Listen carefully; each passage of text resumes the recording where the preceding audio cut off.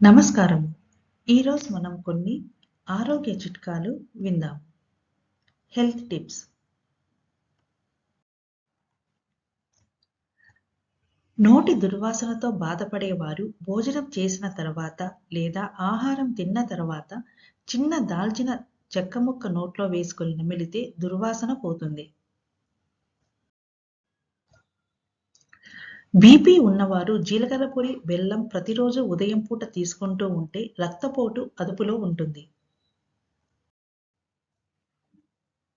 భోజనం చేసిన తర్వాత ఒక జామ పండు లేదా కమలా పండు తినటం వల్ల కడుపులో పుండ్లు ఏర్పడకుండా ఉంటాయి.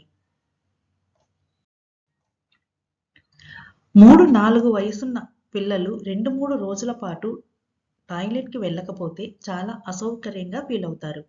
అలాంటప్పుడు బాగా పండిన అరటిపండును తీసుకొని దాన్ని గుజ్జుగా చేసి గోరువెచ్చని పాలతో కలిపి తాగిస్తే మలబద్ధకం తగ్గుతుంది.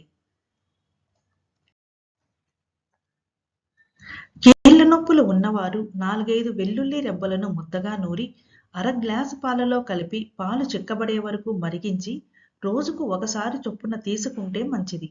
పాలలో కలుపుకొని తాగడం ఇష్టపడని వారు వెల్లుల్లి రెబ్బలను ముద్దగా నూరి పూటకు చెంచాడు ముద్దను అర చెంచాడు నువ్వుల నూనెతో కలిపి 2 పూటలా అరకప్పు వేడి నీటితో అయినా తీసుకోవచ్చు.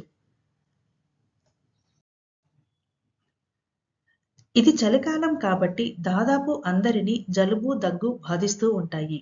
అటువంటప్పుడు మిరియాలు, సొంటి కొమ్ములు, తులసి ఆకులను సమానంగా తీసుకొని చూర్ణం చేసి కలిపి నిల్వ చేసుకోవాలి.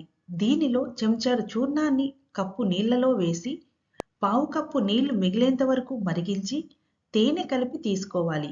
దీనిని రోజుకు 2-3 సార్లు తీసుకోవచ్చు.